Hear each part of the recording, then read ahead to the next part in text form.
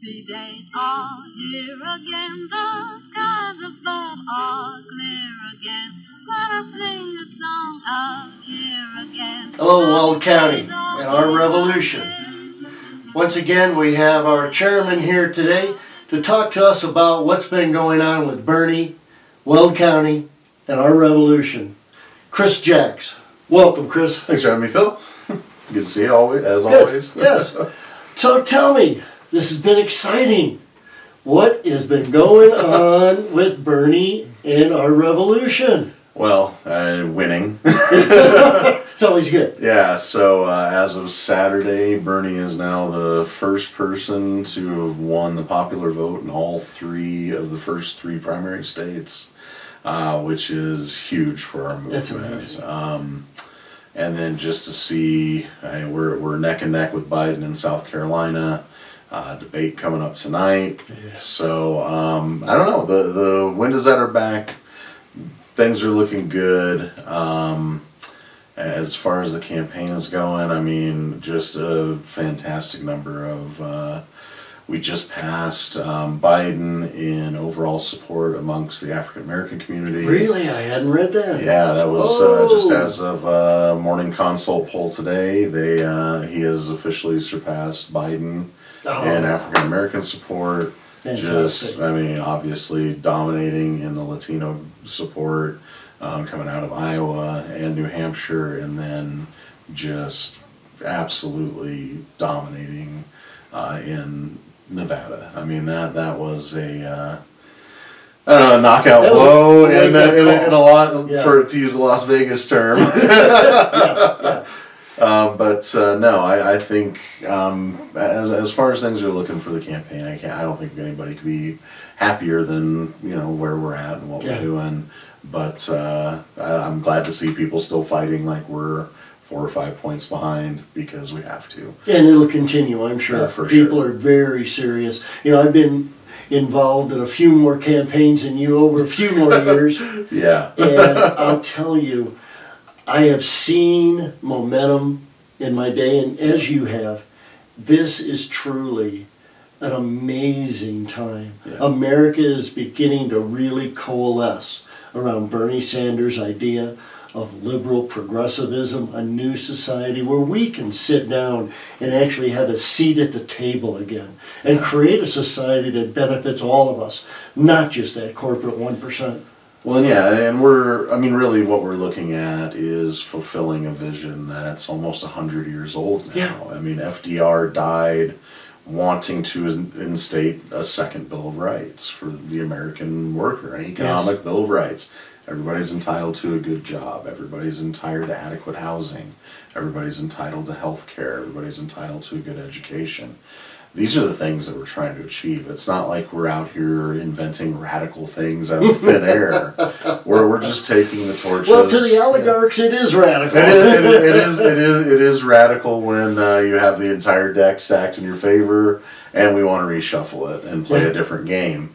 So yeah, I can see that. They've been cleaning up for my entire lifetime. I'm sure most of your lifetime as well. Yeah. And it's people have had enough. We wanted change in 2008, and I compare. I did a lot of volunteering for Obama in 2008. I was a huge supporter. And when it comes down to it, when I look at where we were at in 2008 versus where we're at today with the Bernie Sanders campaign, as far as the organization, as far as the enthusiasm, as far as just the media attention, this feels like the general election in 2008. A lot more than it feels like the primary. Yeah. In any primary. I mean, we're already at that excitement, that enthusiasm. Just, you can go anywhere in red Weld County, Colorado, and talk to Bernie people about progressive issues 24 hours a day. Yeah. I mean, I was on a National Revolution organizing call, and then went immediately from that to a college organizing event last night. So, and met with a bunch of college students at UNC, just talking about what we do, how to get involved, what they can be doing for the campaign. So really the biggest thing that people can be doing right now is picking up that phone, getting on a Bernie phone bank, and dialing. Super Tuesday's almost on us. We're calling in all those states. So get on the phones, dial, talk to people, get them to turn out their votes. We know from our studies, from the campaigns we have worked on, that get out the vote effort is one of the best things you can do. So we're in get out the vote mode for Colorado and for all the other Super Tuesday states. So that's what the focus is, and that's where it needs to be. So I mean, we're doing the work, doing what needs to be done. I think you and I think it's paying off. Yeah, I think you and I both feel the same, is that Bernie's going to take Colorado. Yeah. No doubt about that. And how do you feel, and what are the polls saying for the rest of Super Tuesday, like Texas? Well, Texas is interesting. So Texas has been a dream of Democrats for a very long time. Can we turn Texas blue? I remember when it used to be. Yeah, well, let's whisper of a dream of the day when we can finally, when the demographics finally shift our way. Well, as of right now, Bernie is leading in Texas. And I'm telling you right now, with the Latino outreach and the Latino support and just the passionate Latino community in Texas, I think that he's going to surprise people in Texas. And if you look at the head-to-head, Bernie versus Trump, he's in the margin of error in Texas. Right. And that is as close as anybody's ever been. And you and I both know, if the Republicans don't win Texas, they don't have a path to the White House. It's over. They just don't. Right. So Bernie Sanders is the one candidate right now who is closest to making that a reality, has the demographic support to make it a reality. And again, we're in March. We're not even in March. We're in February. In February, yeah. Maybe by the time this video gets posted, it'll be March. But we're still in February. Yeah. And he's within the margin of error. What's that going to be when they get on the debate stage together? What's that going to be when they're able to actually focus on a Bernie versus Trump race? Now, the talking heads in Washington and in New York and in the media will try and tell you, oh, we're afraid of that matchup. I'm not afraid of that matchup at all. I mean, you're talking about an FDR-style Democrat going against the least prepared, least interested, least formidable oligarch that we can possibly go against. He's got, I mean, honestly, he'll come out with his usual, oh no, you the puppet. He'll come out with his simple-minded little drivel and stumble over his words. Yeah. Well, and we've seen him do it for years and years, and he has cute nicknames for everybody. Oh, yeah. But Crazy Bernie, I don't think sticks. No, it doesn't fit his character at all. No. And like the biggest thing when you talk about Little Marco or Lion Ted or Crooked Hillary, those nomenkers that they fit, that they're biting because they fit. Right. They don't. Crazy Bernie doesn't fit Bernie. It doesn't fit his message. He is proposing literally the norm, the accepted norms around the globe as his foundational policies. And you can tell how serious the man is. He does not speak in platitudes. No. He does not speak in just this little drivel of I love America, we love America, and together we're going to make America a greater place, and because it's America. Yeah. No, you aren't going to hear drivel like that out of him. You hear it out of Trump every minute of every day. Well, that's because Trump's the WWE president. Yeah. I'm a wrestling fan, so I grew up watching Trump on WWE television. Oh yeah. And he is that hollow, empty, caricature version of what a crooked politician is. Yeah. And again, when you have somebody who is literally out there as a social crusader, been fighting for this stuff since the civil rights movement, against a orange game show host, that, that doesn't have the first interest in actually being, even the policies he espouses, he doesn't really take seriously. Exactly. He just has somebody feed him to him. He says, I agree, and then goes out and repeats it. He loves the crowds. He loves the rallies. He loves the adulation. He loves the attention. And he's going to learn very quickly what it means when he's going into a policy fight with nothing but bluster. We're going into who wrote the book. Yeah, Trump. They say Trump is all sizzle and no steak. Bernie is all steak, a little bit of sizzle. Yeah, and that's the thing. When you're going in, I've got nothing but sizzle to sell you, and you've got a prime rib sitting right there in front of you. What are you gonna do? Are you gonna take my words, or are you gonna take the thing that's right in front of you? You know, we had an incredible opportunity here just this last week. We both went, and most of us here from our revolution went down to Denver, and we had a couple of meetings. Why don't you tell us about that? So we had the first ever Colorado Our Revolution organized a wind summit on Saturday or on Sunday. That was in the morning. We packed the Mercury Cafe. They're standing room only at the Merc. That was big. I was impressed to see that. So shout out to Anthony Morrow and Our Revolution Colorado Springs. They really did the legwork, organizing our guest speakers. So we had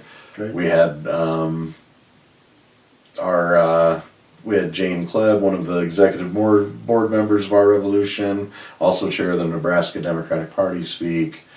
Joe Salazar, of course, great Our Revolution nominated candidate, spoke as well. Tay Anderson, who is up and coming rising star in the Democratic Party. He always tears down the house. And then this bald asshole from Greeley, Our Revolution, got to talk. So I got my first opportunity to have a national speaking gig. And you did an incredible job. Thank I'll you. tell you, my friends, this video we're speaking of now is already up on Our Revolution, Weld County. And just go to it and you can see the entire conference. Yeah, so I had one opportunity to go out there and have a national stage for 5-10 minutes, and I used it to do the most important thing I could, which was tell people how they could empower themselves, get involved, and transform this party, the Democratic Party. Yeah. But When we organize, we win. and yes, That was the theme of the entire thing, and that's what we've been doing up here. And not to toot our own horn too much, but we do have a majority on the Weld Dems executive committee now. Right. Almost every member of Our Revolution is involved in the Democratic Party in some way. We have people on the CD4 committee. We have people on all of our House and Congressional District committees.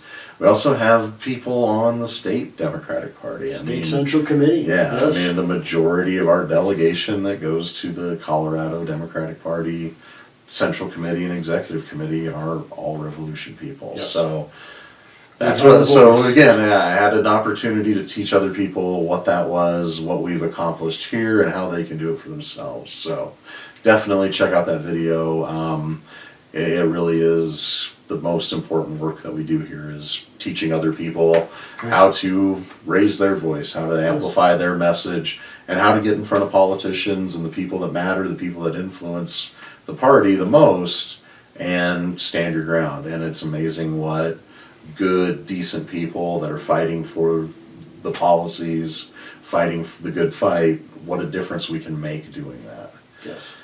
And then we had the opportunity to be invited guests Yes. to the Bernie rally. We got to go in through the side entrance for our work. We had a bunch of volunteers. The people who volunteered at the rally were able to get special access, so we had time to clean up and not have to rush to get in line over Right. there. And we also, then on my side of it, Yeah. we ended up getting press credentials and we're up Oh, in a yeah. press riser. Absolutely, So yeah. that video's also up Yeah. and it shows the entire Bernie speech. Yeah. And I did not know, I had no idea that 11,000 people could be that noisy. My ears were bleeding. Yeah, it was. Oh, it man, was what a crowd. impressive. I mean, that was the biggest crowd I've seen at a political rally that I've been to, and I've been following Bernie around as much as I can. For Exactly. The last Yeah. 4 Largest one I've years. been to. I mean, we have.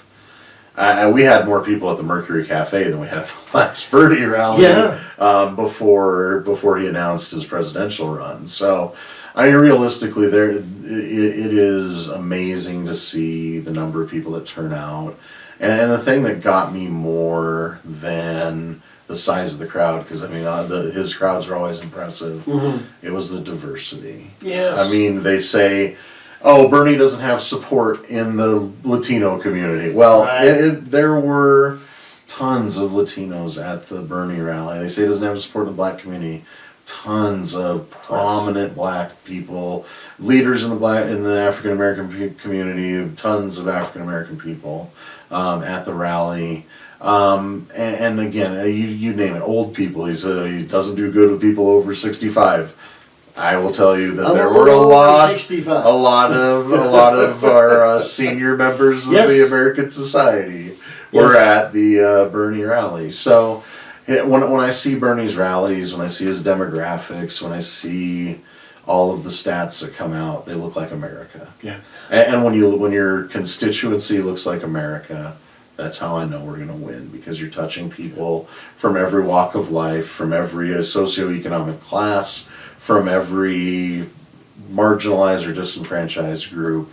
He's touching those people. He's bringing in new, and that just to see how many other people are just passionate, and there's never any animosity there. There's never anybody jockeying for like a better seat. Everybody's cool. Everybody's nice.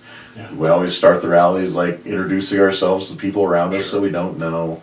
Yeah. I mean, and you know, Bill Maher said Bernie's got an army. Bernie's got a family.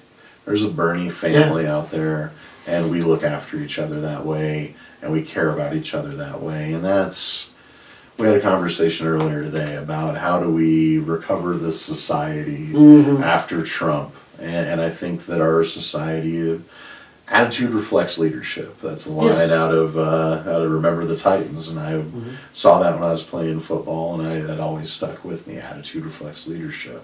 Well, right now the attitude of this country reflects the leadership of this country. We have a bunch of sellouts. We have a bunch of self-serving, egomaniacal, corporatists that are running this country and this planet into the ground, and the attitude of the population reflects that. Yes. Now, when we have an attitude of love, of acceptance, of family, of compassion, and caring for each other, the attitude of America will reflect that as well. Yes. So that's the biggest takeaway that I have is there's a big difference between having a rowdy crowd and having a crowd that looks like America, that genuinely care. You feel the love in that room, right? And that is a powerful thing. So the last time I've seen something like this was back in 1968, when it was Bobby Kennedy. Yeah.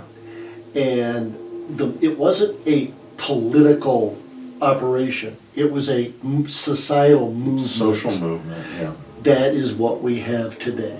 Yeah. For whatever reason, and they'll write many, many books about why and how this happened. Oh yeah. But that's up to people a lot smarter than I am. Yeah. But this is a social movement. And that is the crux of the entire thing, right? We have seen powerful social movement with no political movement behind it. Right. We've seen powerful political movements with no social movement behind it. I mean, I was a member of Occupy Denver. Mm-hmm. We didn't have any political allies in that fight. We didn't have anybody making that fight political. We just wanted to bring attention to the issue and spur people to action. But we didn't have any real friends or allies pushing that. Right. And if you go back to 2016, Hillary Clinton had the most powerful political machine ever invented. Literally, yes. But she didn't have a social movement behind it, pushing that and propelling that machine. Now we've got that perfect combination of a tried and true, battle-tested political machine powered by the social movement. The engine of the Bernie Sanders machine is the underlying progressive social movement that we're fighting for. So the beautiful thing is that a lot, people are concerned about, can he bring down ballot people with him? I'm worried about which down ballot people are going to ride his coattails, because I watched in 2008 with Obama people who never should have won in seats that they were projected to lose by wide margins. And right now we have a lot of people, especially in the Colorado Senate race, that are jockeying for that position. And we only have a couple of real, actual progressives running in that race. It's a real tight situation. Yeah, so my fear is more, are we going to actually elect real, true, honest progressives with this movement? And I think that's where we as a movement need to really come together, because I think Bernie is going to do extremely well in Colorado and on Super Tuesday. I think when that happens, we'll have a very clear direction of where to go. I just hope that when people get on board with that, they start looking down the ballot and saying, does this congressional candidate actually follow through with the values at the top of the ticket? Does this Senate candidate actually follow through?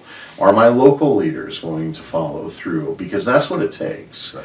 One person can't do it alone. And FDR famously got elected and didn't have a majority, and he famously came out and said, make me do this. You need to elect people. I can't do it. You can only elect people who are going to make me make these changes you want. So we have the opportunity in 2020 to do it all in one swoop. We can do it all at one time, elect Bernie, elect the leader, and elect the people behind him in the House and the Senate to make those visions come to reality. And we need to, because we are up against the ticking clock. Yeah, once the people of this country see the movement we'll make in those first 2 years, that midterm election is going to be another tidal wave to wipe out these would-be oligarchs and supporters of the oligarchy. If all things remain on their current course, that is the goal. Is to have a tidal wave sweep in 2020 of real, honest-to-goodness progressives. Give AOC and Ilhan Omar, Rashida Tlaib, all of them some help in Congress, and take back the Senate. Get a good candidate like Lorena Garcia, who's Colorado's AOC. Put her into the Senate and see what we can do with a real, honest-to-goodness, fighting progressive.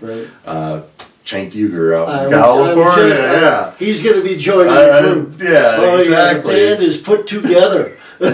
So again, the tides will shift very, very quickly when we have uncorruptible, just staunch progressives who are going to stand their ground, honest citizens that are trying to represent the people who elected them.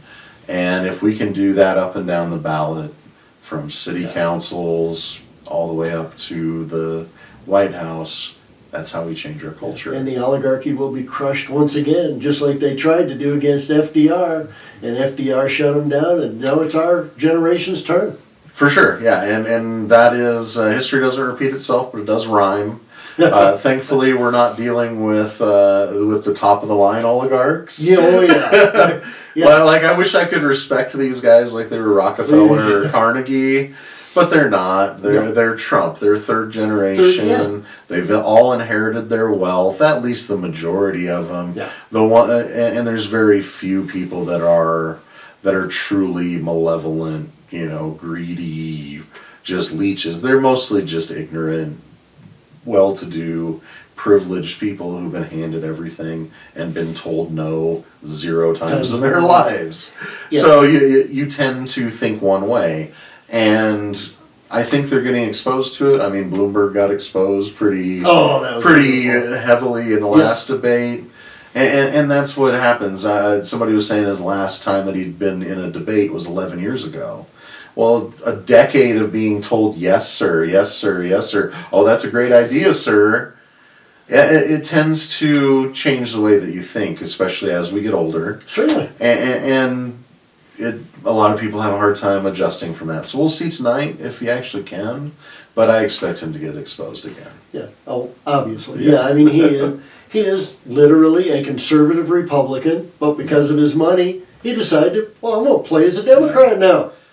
Yeah, it's going to be tough to make that Bernie's not a real Democrat argument if he's going up against Bloomberg, who was, endorsing W in 2004. So, yeah, this is honestly, this is where we're at in politics. We've got Bernie running away with things, and I mean, I've only been following politics since I was 14 years old, but I don't remember anybody who started building momentum and gaining victories and then lost support. I've never seen that one happen, but stranger things have happened. But no, we're watching other candidates, frankly, run out of money because they don't have a grassroots engine behind them.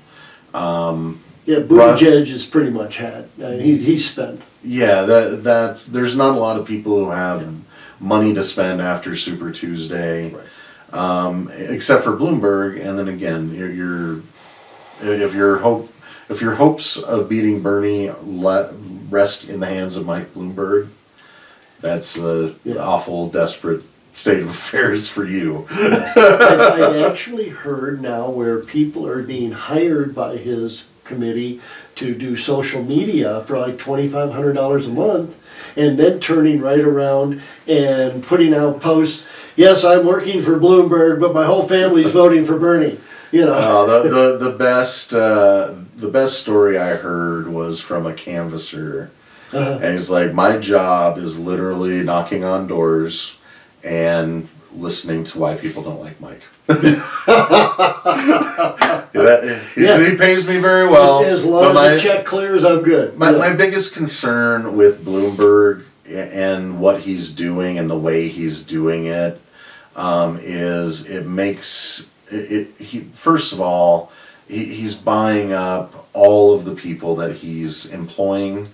He's paying them through November. Yeah. Win or lose, those people have a job through November. Now, most people don't understand the ins and outs of politics, but there are people who, when an election season is going on, make decent money, and then the rest of the year they drive a Lyft, or they wait tables, or they do some other dead-end job, and then they fall back into the political cycle. So paying people through November is very, very appealing to a lot of these people who make a living in politics.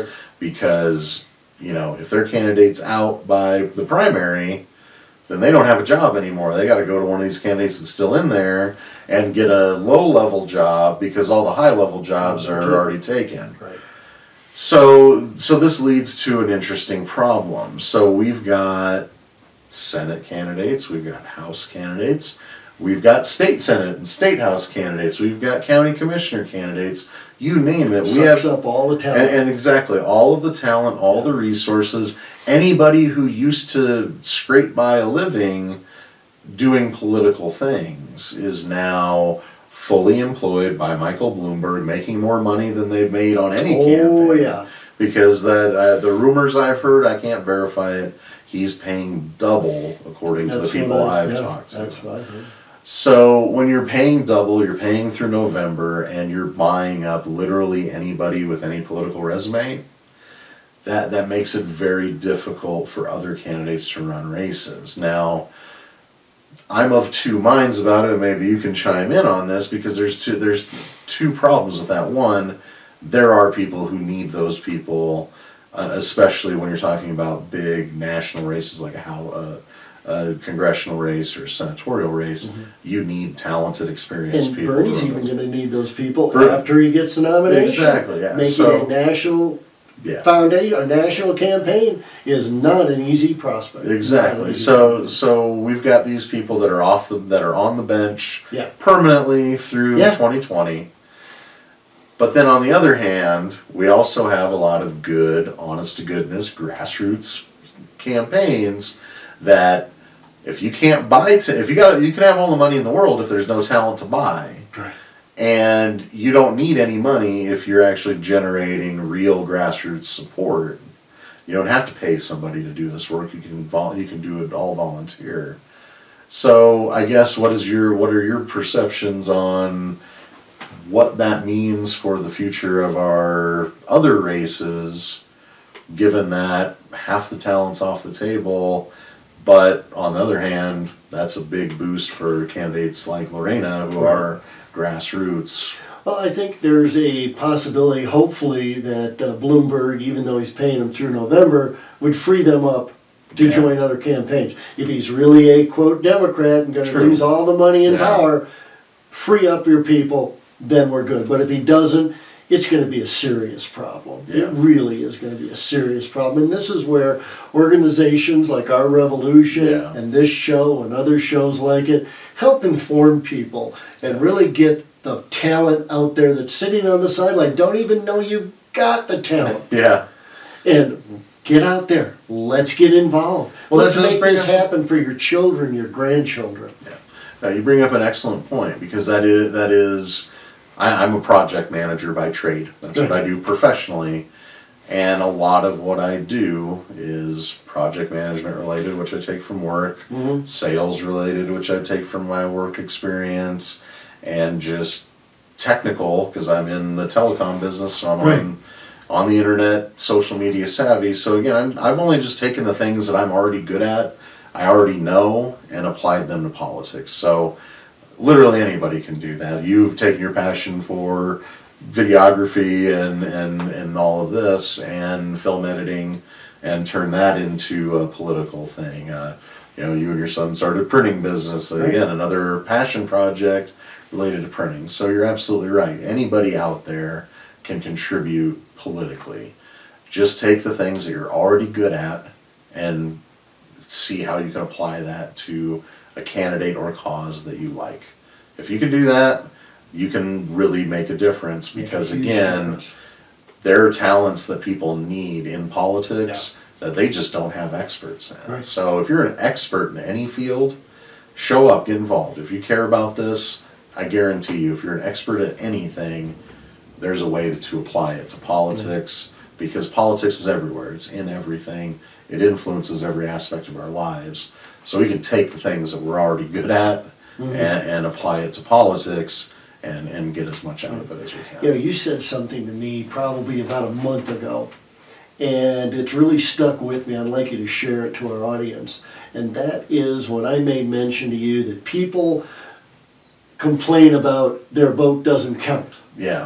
And what was your response to that? It was so good. I'd like you to share. So I've got this thing, right? So this is America, and one man, one vote is a quaint idea in other countries where that's not a thing. So I remember one man, one vote was big when apartheid in South Africa was going on. I grew up during that movement that they had to end apartheid. And one man, one vote was very prominent, and that's something that people have always pushed. And when I hear people talk about the Electoral College, it's one man, one vote and all that, and I'm like, that's cute. But this is America, and we do everything big and better and more. So one man, one vote is if you've cast your vote in November, sure, you've got one man, one vote. We also have a primary. There's a second vote you have. We have a caucus where you go and you pick multiple candidates. There's 3 or 4 votes just in that. So when you think about how many votes you actually cast, you're casting votes all year long, multiple months out of the year. And if you're one of us that are heavily involved in this Democratic Party, I cast thousands of votes. Exactly. If not hundreds of thousands of votes. Every year.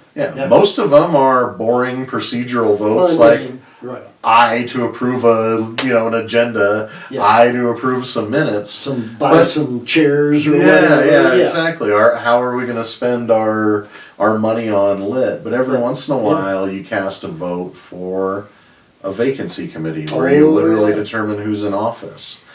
Sometimes you vote for leadership of the party. Sometimes you vote for policies that literally shape the way that politics are done. So our Revolution's job, the job that we've taken on in our Revolution Weld County anyway, is about empowerment. So we want people to understand that you can cast votes all day, every day, if you get involved enough. And those votes matter depending on how deeply involved you are. So I'm a precinct organizer for my precinct. Every precinct has 2, and every precinct's about 2,000 people. And my son and I are here in this precinct. So all of us speak for about 1,000 people on that level. Well, I'm also an at-large member of the Weld County Democratic Party to the Colorado Democratic Party. So that gives me a seat on the Weld County Democratic Party Executive Committee. So now I'm speaking for tens of thousands of people. But that's also an appointment to Colorado. So now I'm on the Colorado committee where I'm speaking for hundreds of thousands of people. So when you're carrying the weight and authority of hundreds of thousands of people, and you're casting hundreds or thousands of votes a year, that's where political power lies. Exactly. That's where the influence to change the system lies. And I know we've said this 1,000 times, but it's so true. Yeah. All political power in the Democratic Party starts with one place, what we are right here, PCPs, precinct committee persons. Yep. That's where it starts. We need precinct people. In your precinct, I will bet you dimes and donuts you don't have a PCP. Stand up, become a PCP. It might take you actually maybe a couple hours a month and a couple of days a year of effort. But the effort is so worthwhile because you can see what we've done, or what Jax has mainly done here in the last 2 years with the Democratic Party. Not me, us. Us, yes, exactly. With our revolution. Our revolution now, we have the majority on the Weld County Executive Board, our revolution members. We have changed that organization, turned it upside down on its head. It is now far more liberal, progressive organization than it ever was 2 years ago. Well, it's far more inclusive, and it's more in touch with the community of Greeley and of Weld County. And we actually, I mean, the Weld County Democratic Party has lost every election pretty much for my entire life. I mean, this is, the reddest of red counties in Colorado, and here we are engaging the community in a way that's making measurable differences. I mean, we're looking at, candidates who got the most votes of any Democrat in the last 30 years in Weld County. I waited 2 more years. I'd love to have been in on this wave. But again, and smarter uses of our money, smarter uses of our effort, of our volunteers, of social media, and it goes on and on and on. Developing talent. Yeah, developing the talent, developing the people, and engaging people, and that's how you convert people always a red county into a blue county. People are always talking about, oh, I hate politics. I hate it. It's just a bunch of people doing what they want to do. Yeah. Well, excuse me. You always say, the founding fathers hated the idea of parties. Well, no, they really didn't. They belong to parties themselves. And anytime you have 2 people or more together, that is an organization. You're starting to talk to each other. You're starting to develop ideas. You're mutually accessible to each other for support. This is what normal politics is. It isn't a matter of hating parties. It's a matter of when a party becomes rogue. It doesn't represent people anymore.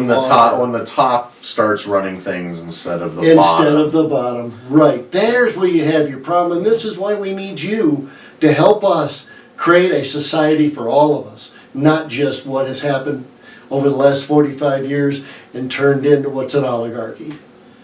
Yeah, and that is the truth. And when evil wins when good people do nothing. Yes. If you consider yourself a good person, then you have a civic duty. And we learned about it in school, and we've neglected it for years. But here's what your civic duty is.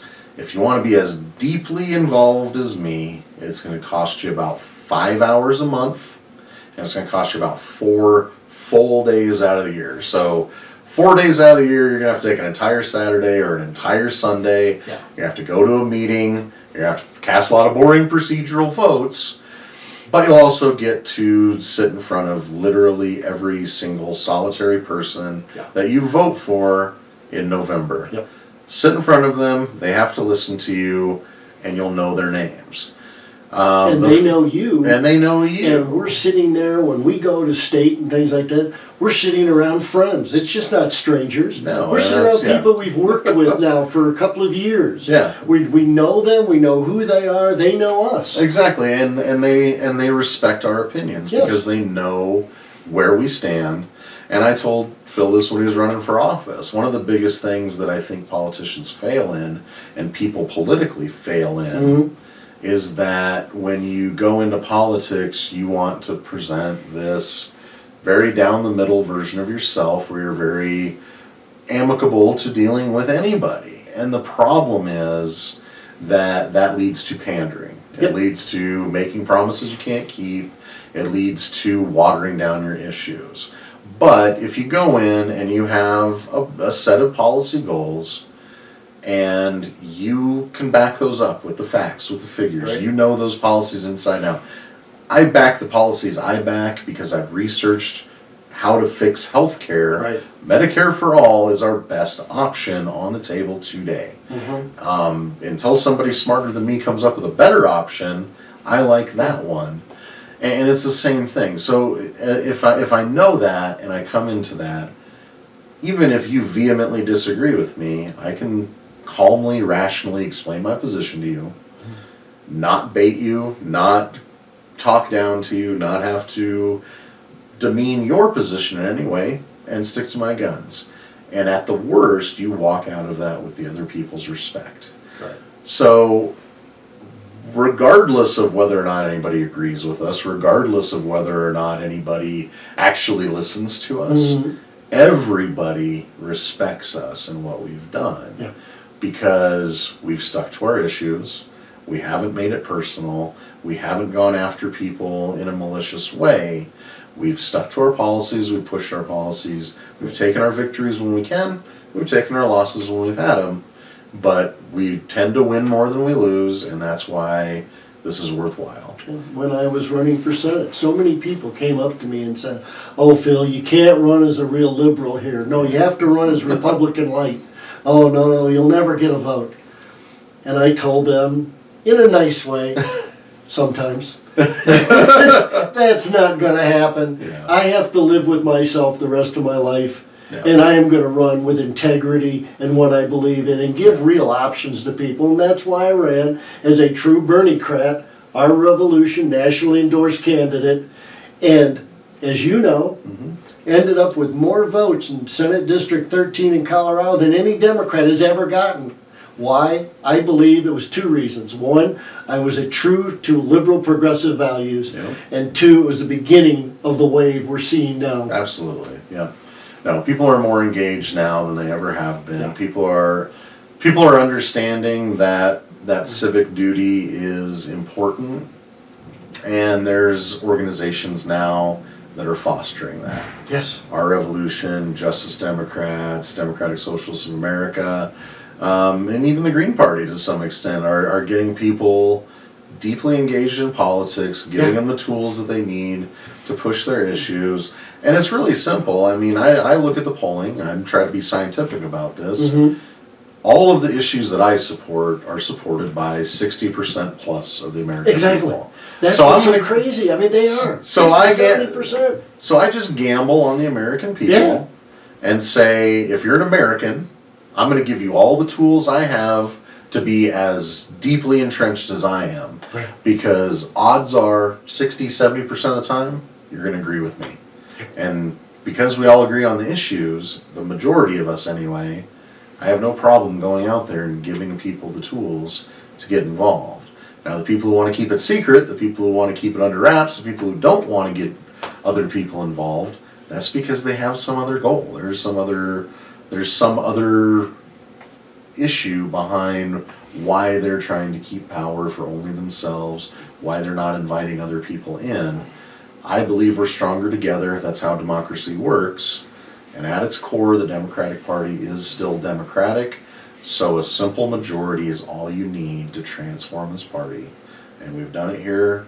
We just need to replicate it everywhere on up the chain, and that's how we get systemic change Yes. in our entire political system. And I believe it's happening You know, just like you do, if we take the 2008 level of Obama energy, put it behind Bernie Sanders, and then deliver on it. Don't just abandon it. Don't just leave it. Yes. Don't just say, you know, the evil tyrant is gone. He's gone. Now we can go back to sleep. Turn No. on TV. Yeah. No. You got to stay awake. You Yeah. have to stay engaged. That is your responsibility.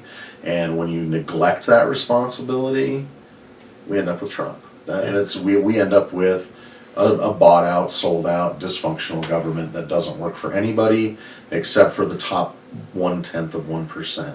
And that's who our country works for. Yeah. And all that it takes for us to take it back is good people getting engaged, staying involved, and demanding it of their elected officials. These are representatives. They're not rock stars. They're not movie stars. They are not idols to be worshipped. They are representatives, and the more power they have, the more accountability they have. So it is up to all of us as citizens to hold them accountable. And we hold them accountable regularly. Oh, yes, we do. They know us by name. Yes, they do. Sometimes they smile and they like it. Sometimes they walk away scratching their heads and going, "Oh shit." They always publicly smile about it. Yeah. Privately, Yeah. they might have a different story. Publicly, this is why I talk about respect. They may hate, we're like political stepfathers. They hate us, but they will respect. Like each one of us in our phones, we've got county officials, Oh, yeah. state officials, governors, phone numbers. Boop, doot, Yeah, call them. yeah, And it's because we're involved. yeah. And And you we're not can- anybody special. Yeah, and you guys can do the exact same thing. Yeah. Well, let me tell you, as a decorated combat veteran myself, I've always been raised with the idea that citizens have a responsibility to their society. And that's why at 18 I joined the Army, volunteered for Vietnam, volunteered for combat. You have that same responsibility as a citizen sitting here today. It is your responsibility, it is your duty to stand up, be counted, make an effort to help this country and to help change the direction of this country. Because if you don't, someday your children or grandchildren will ask you, "What did you do to stop the oligarchy, Daddy?" And then you'll have to give a real answer. Yeah. Well, that's why I'm doing this. I Yeah. have 2 kids at home, and I look back at, you know, I'm a history buff, so I look back at, you know, how could people in Germany just watch these things happen? How could Now we're getting the answers. yeah, how can people sit idly by while chaos ensues Yeah. and do nothing about it? Well, now's that time. That's that time for us. And, you know, John F. Kennedy said those who make peaceful revolution impossible make violent revolution inevitable. Absolutely. I'm telling you, the only thing that is necessary right now is the political will to change this country and this world for the better. And that's just a matter of good, decent people standing up and having their voice heard, saying Right. enough is enough. This is the line in the sand. We will not go one step further into xenophobia or demagoguery or authoritarianism. We are free. Yeah. This is supposed to be the freest country on earth. Right. And right now I think we rank 13th. So I'd like to get that #1 position back of the freest society. I'd like to get the #1 position back of the happiest society, healthiest society, longest lived society. Yep. We have Be an every upward mobility. upward mobility. That by every measure we are not the best, and we could be, and we should be. We have every tool to be the best, Right. and we just lack the political will. So And it all that starts with education. it does. It starts with education. It starts with people getting involved, getting off their couches, going from collectivist to activist. Yeah. And honestly, you know, you talk about the draft, you talk about the wars. We're in a war right now. It's a social war for the soul of our planet and for the future of our planet. And I'm here to tell you that we live in the best possible of all times. Yes. Because this war is going to be won by words and by votes. It's going to be won by political will, and we're not going to have to kill one single person. We're not going to have to drop one single bomb. We're not going to have to deploy one single division of any sort of army. Yes. We can win this just with people standing up, saying enough is enough, and voting for good people who are going to deliver the things that we need to save the society. A Green New Deal to save this planet. Medicare for all to save the 65,000 people who die every year due to lack of medical insurance. Ending student loan debt will jumpstart our economy. I mean, how many people under the age of 50 are strapped with 200, 300 or more every month in student loan debt? Yeah. Working folks aren't going to invest that. They're not. They're not going to stash that away. Well, let me ask our people a question here, our audience. Education. A lot of people are saying, oh, we can't give free education. I say we can't afford not to. Yeah. Let's take a look at that just for 1 second. We've got a situation right now where the best and the brightest in our society are graduating from college massively in debt to the banks they cannot get rid of. They have to pay. In fact, there's actually reports now in Oklahoma of delinquent people being arrested and thrown into jail. Debtors' prisons. Debtors' prisons. Supposed to be abolished. Yeah, hundreds of years ago. Back into debtors' prison because they haven't paid their social debt to education, to the banks. Let me give you this scenario. Ronald Reagan said, and this is how we've ended up in this situation, when Ronald Reagan convinced the American people, young people won't appreciate an education if they don't have skin in the game. You got enough skin in the game? Yeah. Well, let me ask you this. Economically, for our country right now today, if these people didn't have all this debt, the best and the brightest, what would they be doing with all that money? They would be buying houses, buying cars. They would be starting businesses, hiring people, expanding the economy, because you know as well as I do, every dollar we spend in every education, we get anywhere from $8 to $10 back. Yeah. So it's absolutely insane that we don't do it. It's only beneficial to the banks, and that's why it was done. Yeah, and that's we've turned what's a benefit or what's an actual societal return on investment, and we've turned that into a private return on investment. Yeah, a profit stream. Yeah, so think about it this way: when we have public education, the return on that investment is a public return. Yeah. When we have private education, the return on that investment, well, that investment, instead of I'm investing in a citizen's education so they can achieve more, I'm investing in a university because it has the ability to extract wealth from young people. Yep. Those are two diametrically opposed views of education. One is a for-profit business model designed to extract education, Yep. wants to deliver the cheapest, least valuable service for the most amount of money possible. On the other hand, if I'm the public investing in a public education, I want to spend the least amount of money possible for the best quality education. That is how we better society, and it's really. I mean, you take that to healthcare. You know, every hospital in every town used to be a county hospital or a city hospital. Yeah, right. Now they're all private. Non-profit. So who does that benefit? Does that benefit society, the public? No, it benefits a private corporation, and that's. We're not talking about socialism. We're not talking about communism. Nope. We're talking about we spend money as individuals and as a government every day. Who should that money benefit the most? Setting up. We say it's society at large. Everybody else that's fighting us says 0.1% of the people should get most of the benefit of that, Right. and occasionally one of you plebes will rise up and be that 0.1%. Yeah. Occasionally, but I'm telling you right now, I don't see an Elon Musk or a Jeff Bezos or a Bill Gates standing on every corner. You know what I do see standing on every corner? I see a homeless person with a cardboard sign asking for help. And I'm telling you right now, every single person listening to this is way closer to being out there on that corner than in the mansion. And that's just the simple truth of it.